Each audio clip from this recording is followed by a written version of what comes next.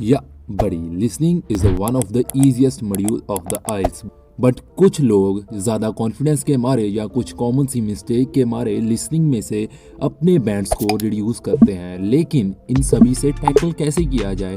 Basically वो कुछ common mistakes कर रहे हैं जो कि उनको अवॉइड करनी है, और जो अभी बिगनर हैं जिनको लिसनिंग का कुछ नहीं पता, बस ये 3 पॉइंट्स अपना लो। ये सभी बिगनर टू एडवांस लेवल के लिए हैं। अगर आपने इनको इम्प्लीमेंट कर लिया, वो भी वाइजली और इन करेक्ट मैनर, तो आपको लिसनिंग में 40 आउट ऑफ 40 स्कोर करने से भी कोई नहीं रोक सकता। ये पॉइंट भी मैंने ऐसे ही नहीं बनाए, मैंने लगभग 100 से 1000 लिसनिंग सॉल्व किया है अपने पास में, और उनके बेसिस पर ये तीनों के तीनों पॉइंट्स हैं। लेकिन इनको वाइजली कैसे इंप्लीमेंट करना है ये मैं आपको इस वीडियो में बताऊं, और गारंटी देता हूं कि एंड तक पहुंचते पहुंचते आप लिसनिंग में मास्टरी हासिल कर लोगे।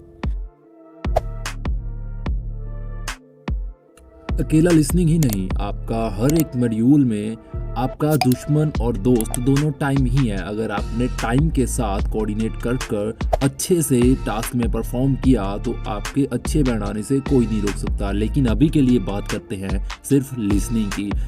लिसनिंग में जो भी टाइम आपको क्वेश्चंस चेक करने में मिलता है, There will be time for you to read the तो भाई वापस मत जाओ क्वेश्चंस को चेक करने, क्योंकि ऑलरेडी वो सुन चुके हो और आप कुछ घंटा नहीं उखाड़ने वाले उनको दोबारा रीड कर। उस टाइम को वाइजली यूज करते हुए आने वाले क्वेश्चंस को एक बार रीड करो, जिससे आपकी उस क्वेश्चन की अंडरस्टैंडिंग में बहुत ही ज़्यादा हेल्प होगी और आपको एक्स्ट्रा टाइम मिलेगा।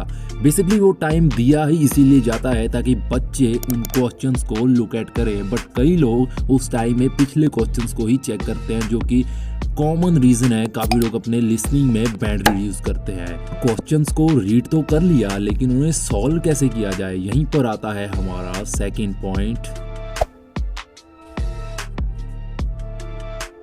ओके, आपको पता तो लग गया है कि आपको किस टाइम पर क्वेश्चन रीड करने हैं, लेकिन रीड करने के बाद उन क्वेश्चंस को सॉल्व कैसे करना है, यहीं पर आपको कीवर्ड्स को आइडेंटिफाई करना है। एग्जांपल के लिए हम पहले एक ब्लैंक्स और एमसीक्यू ले लेते हैं। इस वाली ब्लैंक्स में अगर आप देखें तो ये कीवर्ड है, और अभी आप थोड़ा सा लिस्टिंग पर ध्यान दें और देखिए कि आंसर क्या है। students. Actually, I'm going to continue my study in business management next month. But at the moment, I'm a salesman by profession.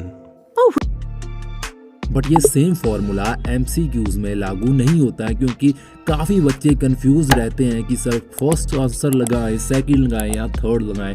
काफ़ी टीचर्स को तो मैंने ये भी कहते हुए सुना है कि जो आंसर आपने पहले सुन लिया वही सही है, लेकिन ये सबसे गलत टेक्निक है। तो भाई MCQ के केस में क्या करें? ओके, मेरे हिसाब से यही लिसनिंग की मास्टर स्ट्रोक है। अगर आपने क्वेश्चन की डिमांड समझ ली और उसका आंसर एक बार सुन लिया, वो कभी चेंज नहीं होने वाला। उसके रिलेटेड और काफ़ी सारे आंसर बोले जाएंगे, लेकिन आपको उन पर ध्यान नहीं देना है। इस केस में काफ़ी सारे बच्चे कंफ्यूज रहते हैं। इसी को एग्जाम्पल से समझाता हूँ। ये आपके सामने एक MCQ है, इसका कीवर्ड है क्वेश्चन का ये। आंसर को हमने बिल्कुल नहीं देखना है। बेसिकली लिसनिंग की ऑडियो में से इसके कीवर्ड का आंसर सुनने की कोशिश करो। You won't need to pay any deposit, though you should return them to the counter once you finish the visit.